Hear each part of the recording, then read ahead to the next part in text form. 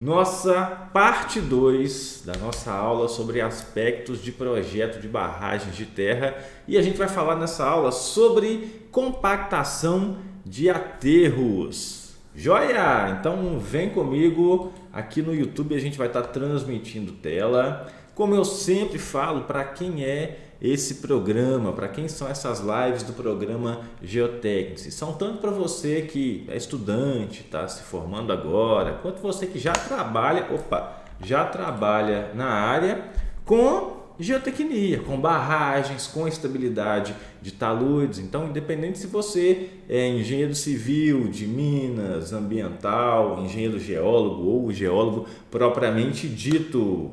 Joia! E começo lembrando que no próximo mês, agora em outubro, nós vamos abrir as inscrições para a próxima turma da pós-graduação em Geotecnia de Barragens e Pilhas. E aqui nesse QR Code da tela você pode entrar para a lista de espera, pode conferir mais informações também sobre essa pós.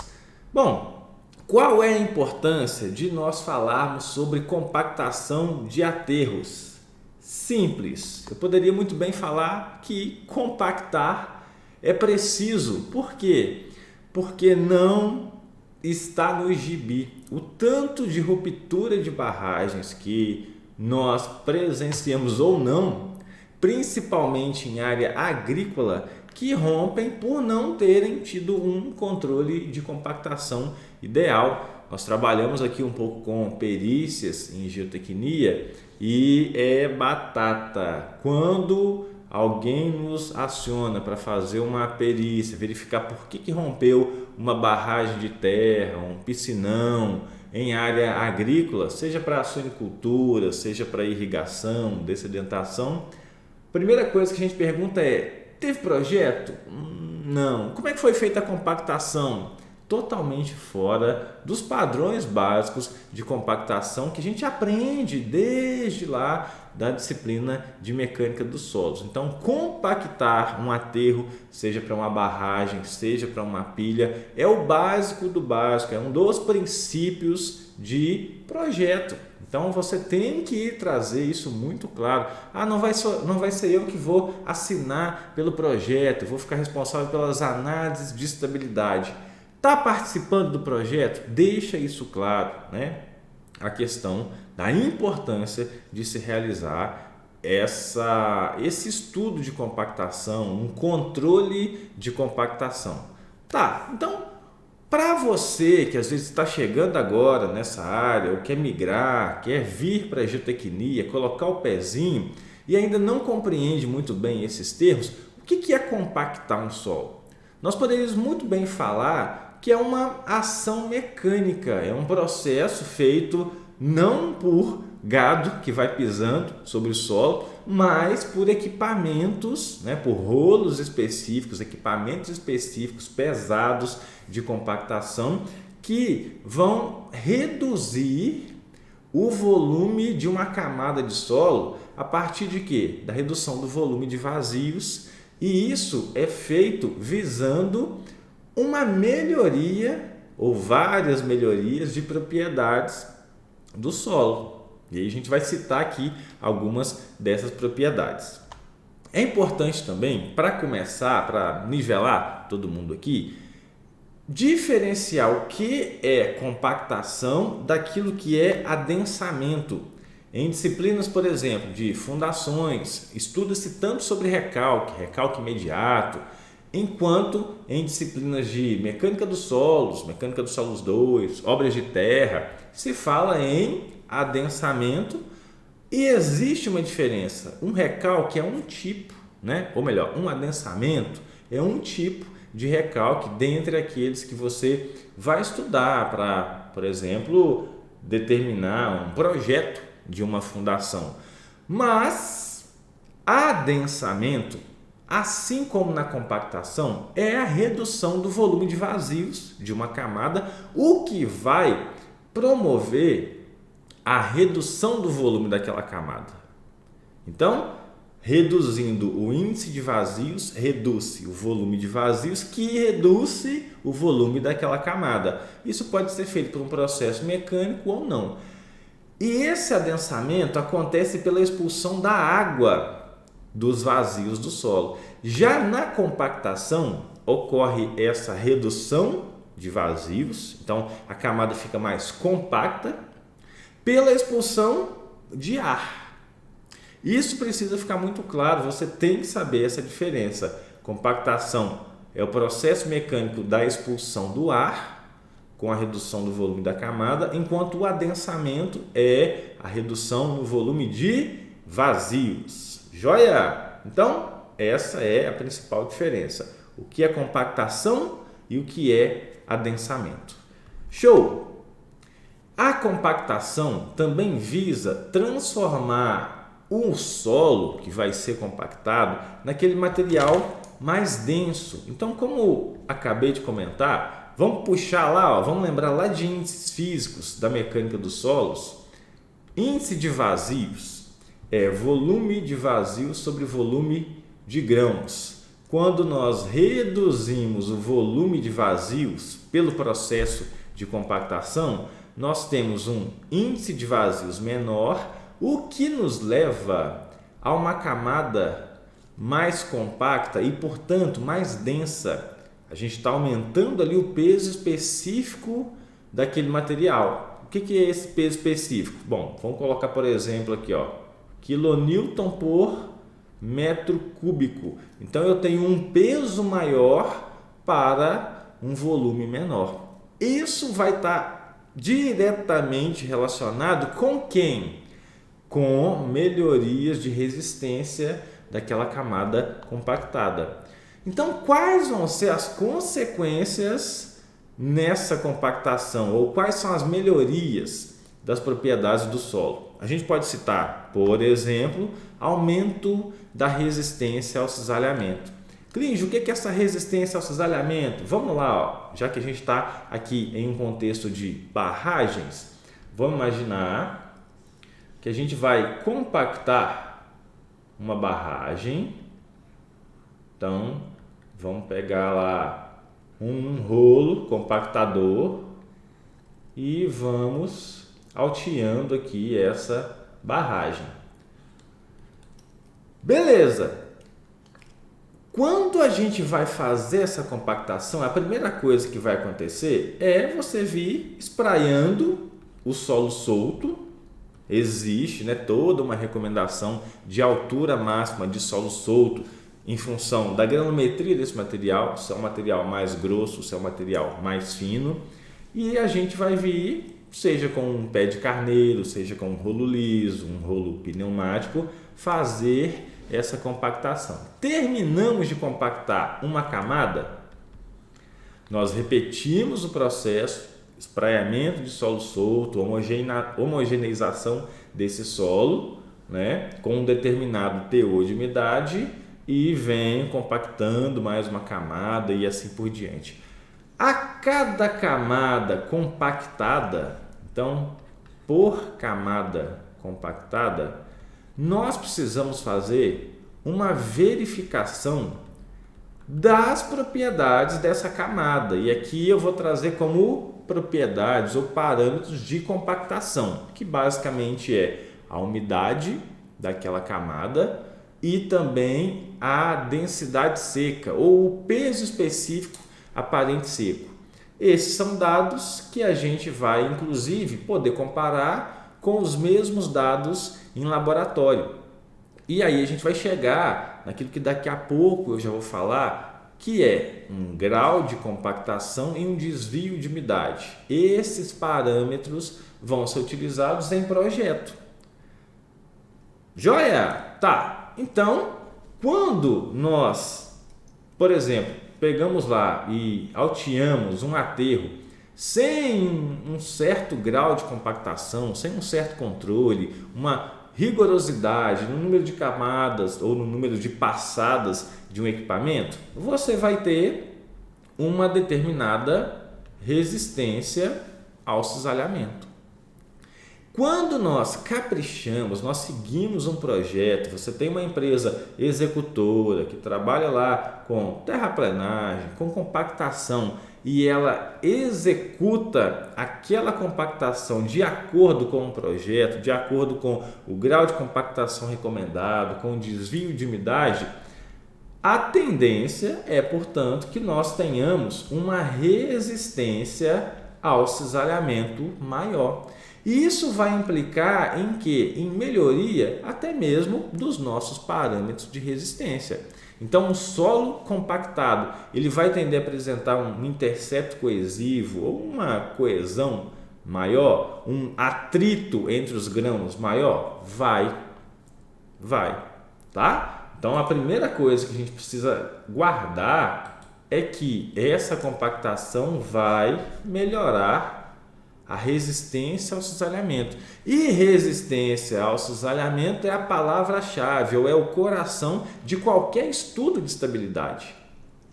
Se a gente for relembrar como se calcula um fator de segurança, vamos imaginar então, né? Estou aqui com a minha barragem e preciso fazer verificações de estabilidade. Então, você entra lá dentro do software, GeoStudio, Slide 2, Geo5 e vai fazer a sua análise de estabilidade. Talude de montante, talude de jusante, em etapa de final de construção, antes de se encher, portanto, um reservatório, depois de encher o reservatório, de ter uma cota, uma lâmina d'água de projeto, pensando também na possibilidade de um rebaixamento ou um esvaziamento rápido desse reservatório. Então, a gente vai fazer essa análise e vai chegar em um fator de segurança. Esse fator de segurança vai ser basicamente a resistência ao cisalhamento ao longo da possível superfície crítica de ruptura. Sobre quem? Sobre as tensões cisalhantes que vão se desenvolver também ao longo dessa superfície. E isso vai nos dar, portanto, eu costumo brincar, um númerozinho mágico, um fator de segurança que esperamos que ele seja maior do que 1 para se falar em projeto execuível, aquele que com aquela geometria vai ser possível executar. Só que não para por aí, não basta simplesmente ter um fator de segurança maior do que 1, ele também precisa atender a diretrizes de projeto, as normas. Klinger, pega lá, barragem na mineração, tem norma? Tem, NBR 13028, vai falar sobre barragens no âmbito da mineração. E além de aumentar a resistência ao cisalhamento, nós também vamos ter a redução na compressibilidade, no quanto aquele solo é compressível. Assim, você passa a ter uma estrutura, um barramento que vai tender a apresentar menores recalques. Isso não simplesmente em função da fundação, mas em função do próprio aterro, da própria estrutura do aterro. Então, falamos na melhoria da resistência ao cisalhamento, o que melhora as condições de estabilidade. Também nessa redução da compressibilidade, vamos comparar o que tende a ser mais compressível, uma areia fofa ou uma areia densa, compacta? Obviamente a areia fofa, em função do quê? Do índice de vazios dessa areia. Mas, Klinger, redução na permeabilidade. E aqui a gente pode abrir um parênteses, que é o seguinte. Vamos pensar nessa execução da compactação do aterro mais uma vez. Então, tem aqui um solo de fundação e aí a gente vai subindo a compactação aqui em aterros. Tá.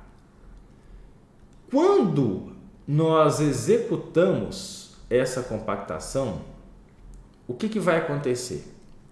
Você concorda que existe toda uma variabilidade em como que essa compactação é feita? Se é feita pelo mesmo técnico, né, pelo mesmo operador, se é feita, às vezes, dependendo do período do dia, no início do dia, ele vai estar com uma certa atenção, com uma certa paciência, mais próximo do almoço ele já vai estar mais com pressa. Então isso tudo vai influenciar no final das contas. Quem trabalha no dia a dia de obra, ATO, sabe como é que funciona.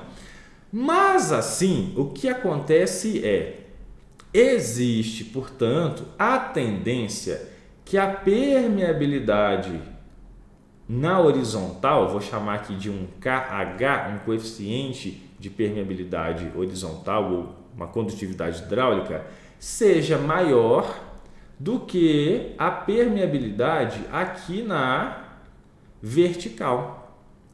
Portanto, um aterro compactado, ele vai tender a ter a sua anisotropia com relação a essa permeabilidade. Porém, contudo, todavia, entretanto, compactar é preciso, lembra disso.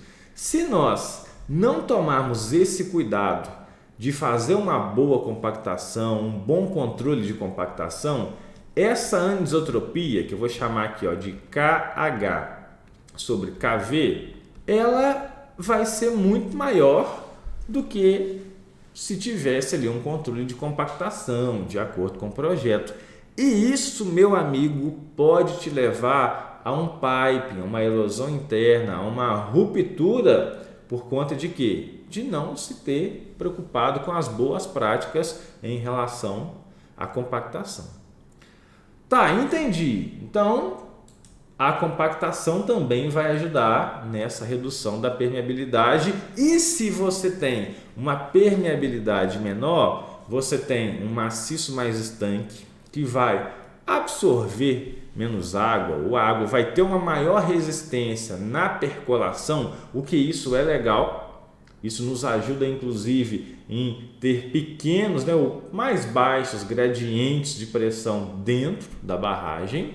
E, além disso, nós também temos um aumento da resistência à erosão quando aquele material, aquele solo é compactado. Imagina que você tem uma encosta e essa encosta está ali pelada, não tem uma cobertura vegetal, não tem uma proteção superficial. É muito comum ao longo de rodovias, até mesmo também em área urbana, nós vemos como que a água, o escoamento superficial vai lavando, vai criando ravinamentos, levando grãos do solo superficial, e isso aqui pode vir a levar um deslizamento de massa, uma movimentação de massa, muito maior do que um processo de erosão externa ou superficial. Quando nós pegamos e compactamos um aterro, existe ali, portanto, um maior imbricamento de grãos, o que também vai levar a esse aumento na resistência à erosão. A água agora tem mais dificuldade em carregar esses materiais, esses grãos de solo. Faz sentido? Beleza. Quando a compactação é mal executada, não ocorre, portanto, aquele mínimo grau de resistência necessário para se garantir todas essas propriedades que a gente falou. Aquela melhor resistência ao cisalhamento, à erosão, aquela menor compressibilidade e também a menor permeabilidade ou percolação. Você está vendo comigo uma imagem muito elucidativa, muito didática, mas ao mesmo tempo muito triste. Isso aqui faz parte de uma perícia onde o engenheiro chegou no campo após a barragem ter rompido, foi após o primeiro enchimento da barragem. Se eu não me engano, essa imagem não é da nossa perícia, ela é da perícia de um aluno da primeira turma da pós-graduação. E lá, o que ele viu no campo? Como que, olha que tristeza, Olha que tristeza. Como que o aterro, isso aqui é o aterro da barragem, a barragem rompeu, então primeira vez que encheu o reservatório, essa parte do talude foi embora, e você vai verificar como que é totalmente heterogêneo esse material do maciço, colorações diferentes. Da onde será que saiu esse material? Parte desse aterro, parte desse solo do aterro veio do próprio reservatório. aquele reservatório que vai estar cheio de matéria orgânica, tem um material totalmente não competente, baixa resistência, e em vez de se retirar esse material e levar para um bota fora, a turma pegou para altear o aterro. Como que isso se chama? Falta de profissional capacitado e que tem atribuição para tal. Por quê? Porque saber que não se deve utilizar matéria orgânica, solo mole, na parte da estrutura de um barramento, isso é o básico do básico da mecânica dos solos. E tem profissional que acaba deixando isso passar. Quais vão ser as formas de se minimizar problemas como esses? Poxa, tem que ser profissional qualificado, você tem que escolher o equipamento correto. Será que eu posso utilizar um equipamento que compacta ali solo grosso e também compactar solo fino? Será que eu posso pegar um pé de carneiro para compactar tanto argila quanto um pedregulho? Será que eu posso utilizar um rolo liso para fazer a mesma coisa? Não é por aí. E também, o que é muito comum, principalmente dentro da mineração, é trabalhar com aterros experimentais. É você fazer um protótipo e verificar se para esse protótipo, para esse aterro em dimensões menores, aquelas propriedades ali no campo atenderiam a um projeto, e isso poderia ser, portanto, executado no projeto principal, na obra principal. Execução de controle de compactação. O que é isso? Vou falar daqui a pouco. Esse controle de compactação pode ser feito tanto se comparando propriedades determinadas no campo, após você terminar de fazer a compactação de uma camada, comparando com essas propriedades de laboratório. E aí, dessa comparação de informações, você determina o seu grau de compactação, o seu desvio de umidade e vai trazer isso para o projeto, vai apresentar no seu projeto para a executora qual deve ser, portanto, esse grau de compactação, esse desvio de umidade a ser seguido. Se der um pepino, a barragem rompeu, vamos chamar para uma perícia o projetista ou a empresa projetista, a executora. Tudo começa por onde? Na engenharia, na geotecnia não vai ser nada diferente. Por onde? Verificar se a execução seguiu o projeto e se esse projeto seguia as boas práticas da mecânica dos solos. E a essa altura do campeonato, eu só te faço uma pergunta. Por que você ainda não deixou a curtida nessa aula? E se você ainda não é inscrito nesse canal, por que você ainda não se inscreveu? Então faz a sua inscrição, é muito importante aqui para nós. O YouTube também vai entender que você gosta desse assunto, você tem interesse em barragens, em pilhas, em estabilidade de taludes e vai começar a te recomendar mais esses vídeos. Então faz a sua inscrição no canal e também deixa a sua curtida. Beleza! Além de se fazer os possíveis aterros experimentais, além de se controlar essa compactação, é muito importante a realização de ensaios de caracterização. Esses ensaios vão poder, inclusive, fazer parte do próprio controle de compactação. Mas então por que tem duas linhas diferentes? Você fala de controle de compactação aqui e fala de ensaio de laboratório aqui embaixo.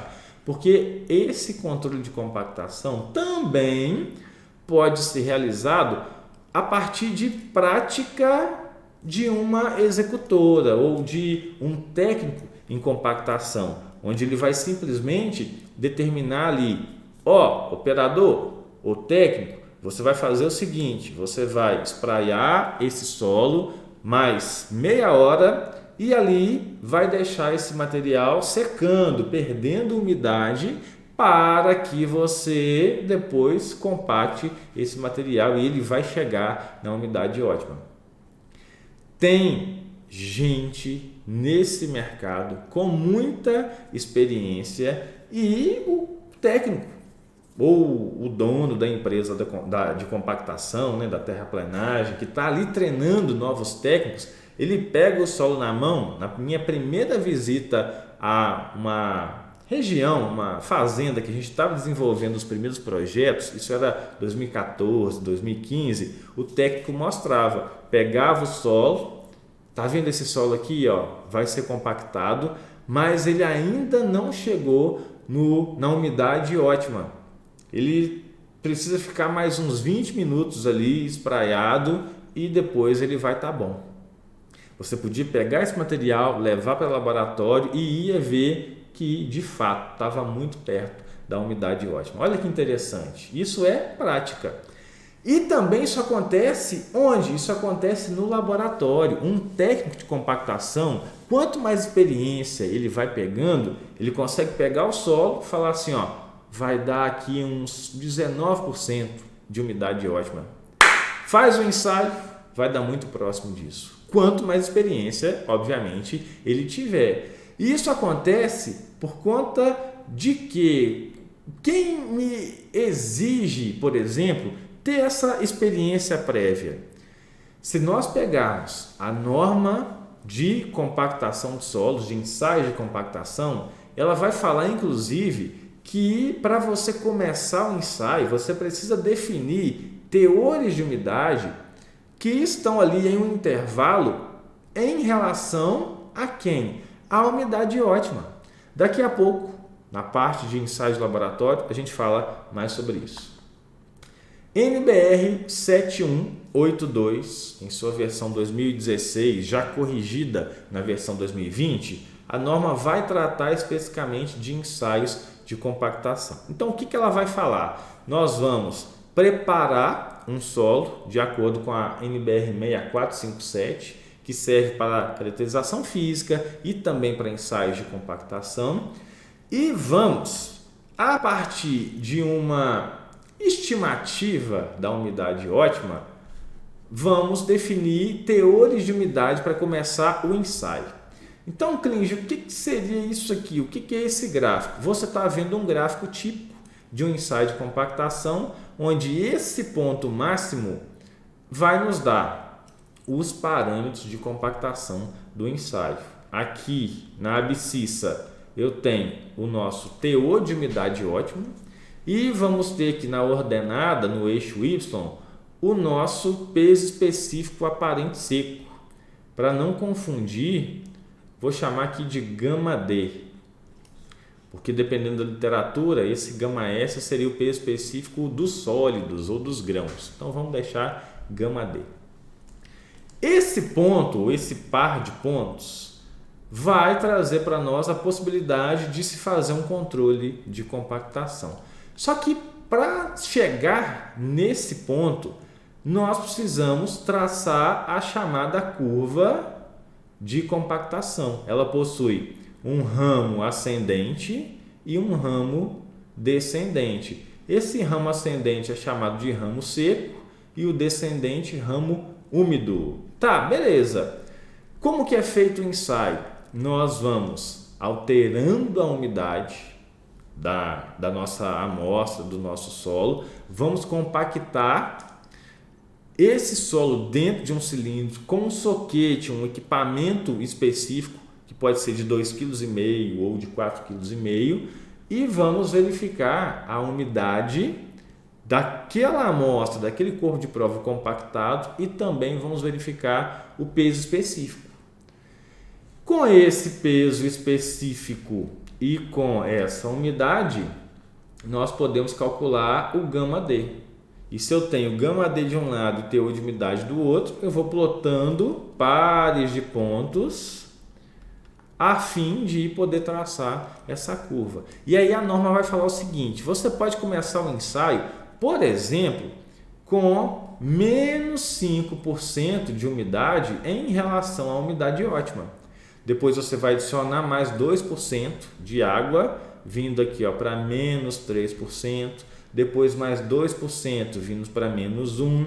Depois vindo para mais 1% da umidade ótima até mais 3%. Então o que eu fiz? Aqui tem 5 pares de pontos, 5 corpos de prova que tiveram acréscimo de 2% dessa umidade. Com isso, a partir do momento que a gente faz essa estimativa pela umidade ótima, o que vem com a experiência do técnico, nós vamos poder traçar, portanto, o nosso gráfico de compactação. Isso pode ser feito na munheca, mas hoje, inclusive com um bom e velho Excel, você não precisa de software elaborado, a gente pode também traçar esses gráficos. O que o laboratório hoje que presta esse tipo de serviço faz? Não fica fazendo ensaio à mão, ele vai fazer a partir de uma planilha de Excel. E eu vou te mostrar daqui a pouco também modelos dessa planilha que você pode muito bem reproduzir aí no seu Excel.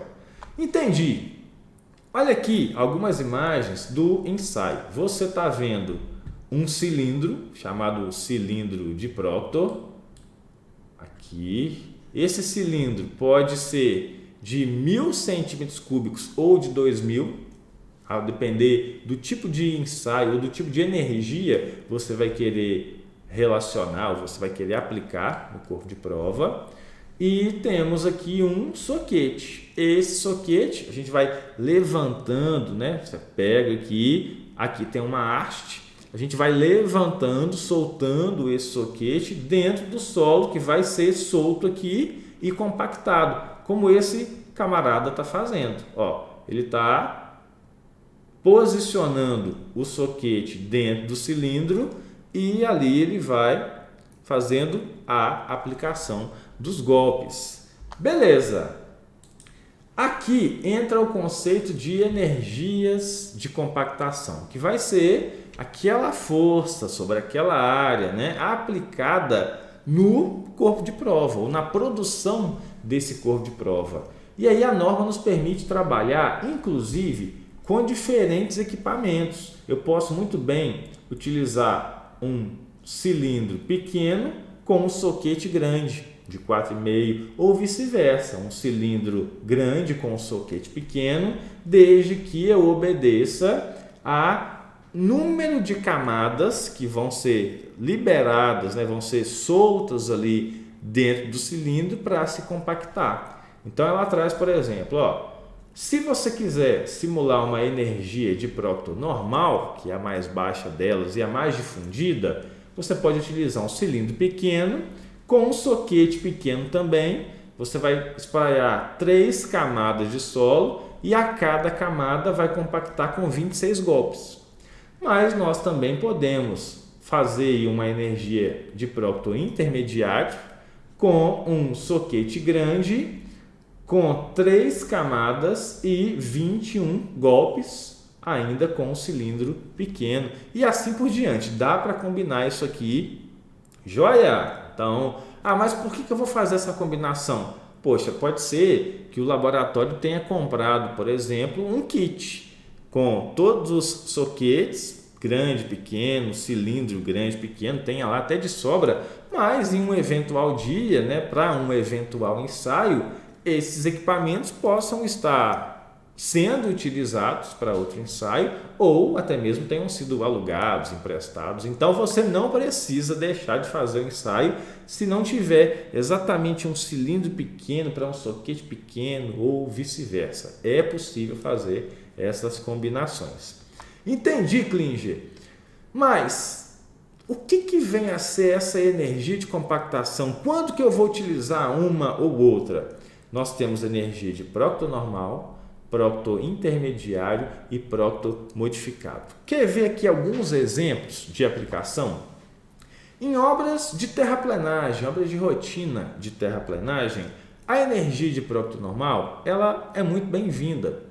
Já para a compactação de camadas finas, camadas de bases de pavimento, energia de Proctor normal, principalmente em áreas de intenso tráfego, já seria mais indicado.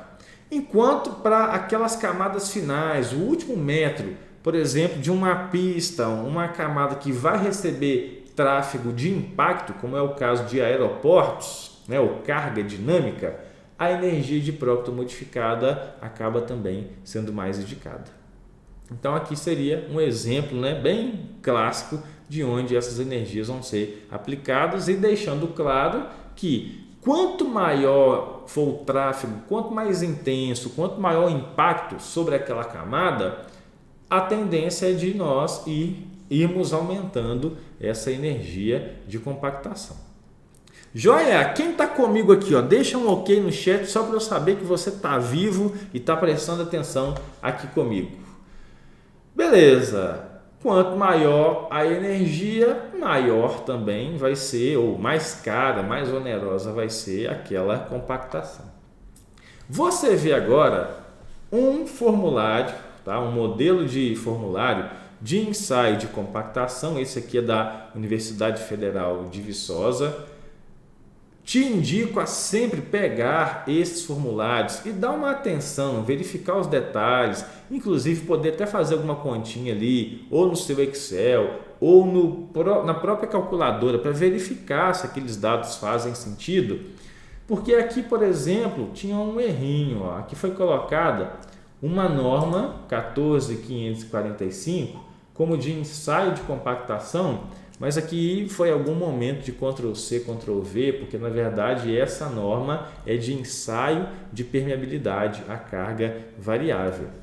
Mas olha só, o que a gente vai relatar em um boletim de ensaio, um formulário de ensaio? Quem é o seu cliente, para qual obra qual é a energia de compactação, qual foi o soquete utilizado, né? Aqui no caso foi de 2,5 kg, o número de camadas, quantos golpes por camada, para que qualquer um possa interpretar qual foi de fato o ensaio ou a energia aplicada. Beleza, vamos apresentar dados iniciais de caracterização, como a própria massa específica dos sólidos, que é feita a partir de um outro ensaio, que é um ensaio de caracterização de massa específica dos grãos, e com isso nós vamos proceder para quem? Para o cálculo dos nossos parâmetros ótimos de compactação. Você está vendo aqui 1, 2, 3, 4, 5 determinações. Então o que é isso? O técnico pegou e fez 5 pontos, 5 corpos de prova para determinar a umidade e determinar a massa específica. Klinger, o que a norma fala em relação à quantidade de material? Se eu tiver, por exemplo, pouca amostra para poder fazer um ensaio, a norma vai falar isso muito tranquilamente. Você pode fazer um ensaio com ou sem reuso, Itamar Seixas. O que isso quer dizer?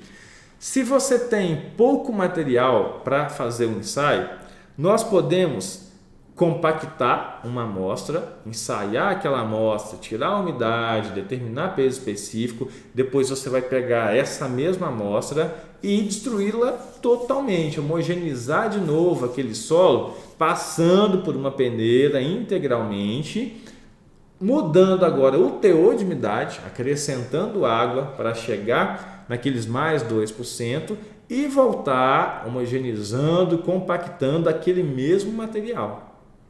Isso é o chamado ensaio com reuso. Agora, se chegou para você no laboratório, ou você como geotécnico, né, que está responsável por essa compactação, consegue mandar para o laboratório uma amostra suficiente para fazer vários pontos, os 5 pontos de ensaio, aí você vai dar preferência para fazer o ensaio sem reuso, onde cada corpo de prova é um solo virgem, vamos falar assim, tá? Nesse contexto de compactação. Ele não recebeu aquelas porradas de um ensaio pretérito. Falei até bonito agora, fala a verdade. E assim, nós vamos poder, portanto, determinar. Olha o que você está vendo aqui, ó. Olha os dados. Qual é o cilindro, tá? Aqui foi tudo dado nome de cilindro H. Qual é a massa da amostra mais a tara do cilindro, onde essa tara é o peso do cilindro. Qual é o volume? Isso já vem tudo de fabricante, ou você pode muito bem medir também com um paquímetro, determinar esse volume, né? Eu tenho a área da base, tenho a altura, determino o volume. Qual vai ser, portanto, a massa? E conhecendo a massa da amostra e também o volume, a gente determina o peso específico úmido.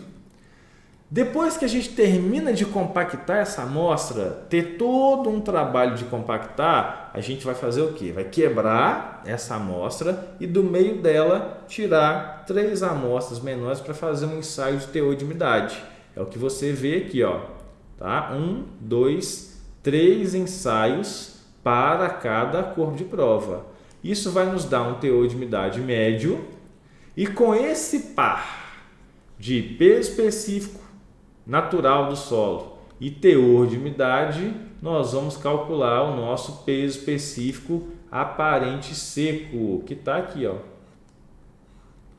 que está aqui embaixo. Tranquilo? O que eu vou fazer na sequência? Vou plotar em um gráfico essas informações. Então você vê, ó, um ponto aqui de teor de umidade versus o gama D, um segundo ponto, um terceiro ponto aqui, quarto e quinto. No Excel, isso aqui é muito bacana, porque ele já vai te dar uma linha de tendência polinomial, onde a gente pode ver muito claramente que o ponto de virada do ramo seco para o ramo úmido, que é o nosso ponto ótimo, não necessariamente vai o quê? Vai condizer, né? Vai cair em cima daquele ponto de maior gama D aqui da nossa planilha.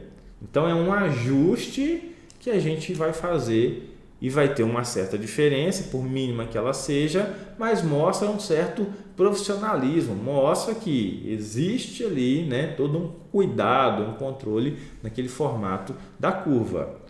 Beleza! Agora, e no campo? Essa compactação ela pode ser feita de 2 formas, né? Comparando, portanto, com dados de laboratório ou simplesmente no campo. Lá no campo, a gente vai especificar qual é o número de passadas do nosso equipamento, porque o peso específico aparente seco vai crescer com esse número de passadas, qual vai ser a espessura das camadas e também qual vai ser o tipo de equipamento a se utilizar. Tá, entendi. Em relação a esses equipamentos, você tem equipamento de menor porte, de maior porte. Temos, por exemplo, aqueles equipamentos vibratórios, como é o caso do sapo mecânico, já ouviu falar? Que é utilizado para compactar valetas, áreas de difícil acesso. Você não vai pegar um cara desse para compactar uma barragem por completo. Temos o chamado rolo liso. O que é esse rolo liso? Ele pode ter um tandem ou 2, então um tandem simples ou tandem duplo, que vai ser o número aqui, né, de eixos que vão fazer a compactação. E esse cara é utilizado para compactar solos grossos ou finos. Deixa aqui no chat. Para que daria para utilizar um rolo liso? Ele é utilizado para um solo grosso ou um solo fino. Pensa em um rolo desse passando por uma camada fina, uma camada de argila. Pensa agora compactando um pedregulho. Para qual desses seria melhor? Rolos lisos são utilizados, além de também para camadas de asfalto, para solos grossos, areia, pedregulho, brita. Joia!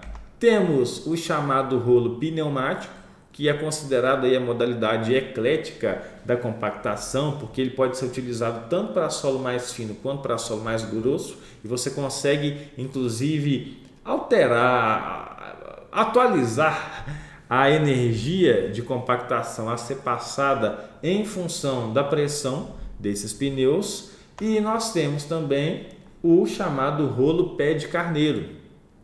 Klinger, por que o rolo liso vai compactar solo grosso? Eu não poderia pegar um pé de carneiro para compactar esse solo grosso, não.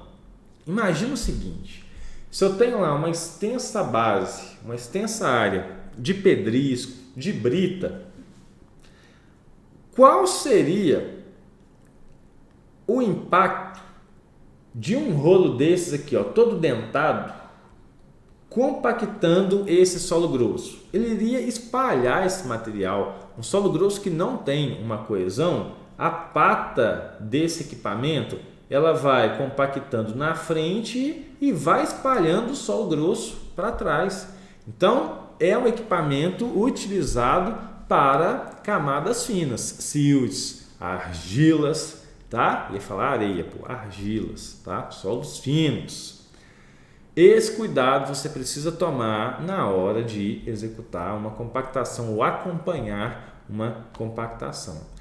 E para quem estava curioso aí, como é que eu vou saber número de camada, espessuras? Tem um livro que eu gosto muito, que é o livro Curso Básico de Geotecnia, do Faisal Massad, e ele vai falar de obras de terra. Nesse livro, em um capítulo específico de compactação, ele mostra alguns dados, inclusive você também pode até verificar isso em manuais de fabricante, mas ele coloca aqui, ó, qual equipamento de compactação, para qual solo, qual espessura de solo solto, número de passadas, a velocidade do equipamento. Então, se eu pegar, por exemplo, para um rolo pé de carneiro, qual solo que ele é utilizado? Para argilas e silts. Espessura do solo solto, 20 a 25 centímetros, 8 a 10 passadas, uma velocidade também controlada, o que também vai precisar, né, de uma pressão aí do seu equipamento calibrada. Mesma coisa valendo para rolo pneumático, rolo vibratório e assim por diante. Ok? Vindo agora falar do controle de compactação propriamente dito, vamos começar pelo grau de compactação. Klinger, explica melhor. Um controle de compactação feito quando você vai comparar informações de campo com informações de laboratório, ele vai depender, portanto, de uma comparação ou uma relação entre os pesos específicos aparentes secos. Essa comparação é o chamado grau de compactação e também vai depender da relação de umidades ou teores de umidade do campo com o laboratório. Essa comparação nós chamamos de desvio de umidade. Beleza? Então vamos voltar primeiramente aqui, ó, no grau de compactação. Nós vamos comparar esse γD do campo, que pode ser determinado a partir do método de frasco de areia, a partir do método de Hilf, e inclusive tem normas para esses dois ensaios. Determino esse γD no campo e comparo ou divido com o meu γD máximo no laboratório, que é aquele determinado lá do ensaio de compactação. E aí você, projetista, vai poder especificar qual é o grau de compactação que você quer para aquele aterro, seja da barragem, de uma pilha, um talude. Klinger, me dá valores. No nosso meio técnico, são comuns valores como 95% do grau de compactação, 98%, mas com uma margem de erro. Então, por exemplo, 98 mais ou menos 2%. Então, no campo, pode-se chegar a 96% a 100%, pegando, por exemplo, aqui esse intervalo. Por que é importante se ter um intervalo? Porque isso aqui não é ciência exata. A engenharia civil está dentro de um departamento de ciências exatas que de exato não tem nada. Ou seja, é preciso uma margem de erro. Mas e se por acaso o meu γD me levou, o meu γD de campo me levou a 92% do grau de compactação? Pô, você vai me desculpar, mas essa compactação ficou um lixo. Você, como acompanhante, né, técnico, ali para verificar se libera ou não aquela compactação, você vai precisar reprovar essa camada, porque ela não está chegando naquela resistência, naqueles parâmetros ótimos que o projeto prevê. Eu conheço um técnico, hoje ele já é até aposentado, que ele conta, eu fui ameaçado de morte na empresa que eu trabalhava, porque uma empresa terceirizada ficou responsável pela compactação e eu era que liberava ou não as camadas. E vinha uma camada ruim, eu reprovava, vinha outra, eu reprovava e não passava de jeito nenhum. Faz parte. Você não pode aprovar o que não passa em parâmetros de projeto. Ok. E o desvio de umidade? Ele não vai ser uma divisão, mas ele vai ser uma subtração. O nosso teor de umidade de campo para aquela camada que acabou de ser compactada, menos o teor de umidade ótimo. Clíngia, como que eu determino essa umidade de campo? É pelo método da estufa, que demora lá 24 horas para determinar essa umidade? Não. Se você for levar uma estufa para campo, esperar 24 horas para liberar uma camada, não tem compactação, né? Não sobe aterro dentro de um ano. E assim, esse teor de umidade no campo pode ser determinado por método da frigideira, né, utilização com álcool, método de speed, que é muito utilizado inclusive também para agregados dentro da construção civil, e mais ou menos, né, valores praticados, que claro, também vai depender do tipo de solo, seria um desvio de umidade de mais ou menos 2%. Então, comparando dado de laboratório com ali no campo. Joia!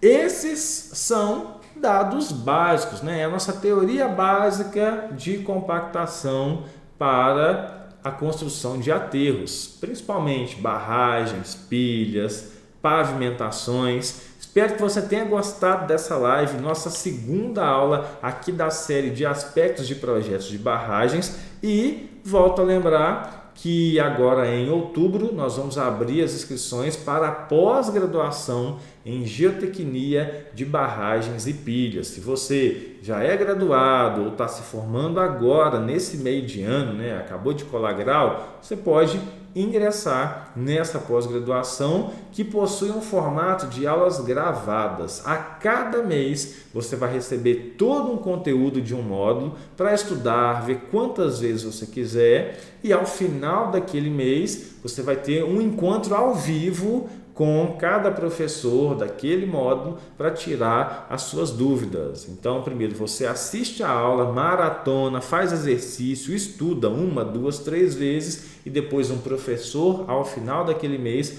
vai poder tirar as suas dúvidas.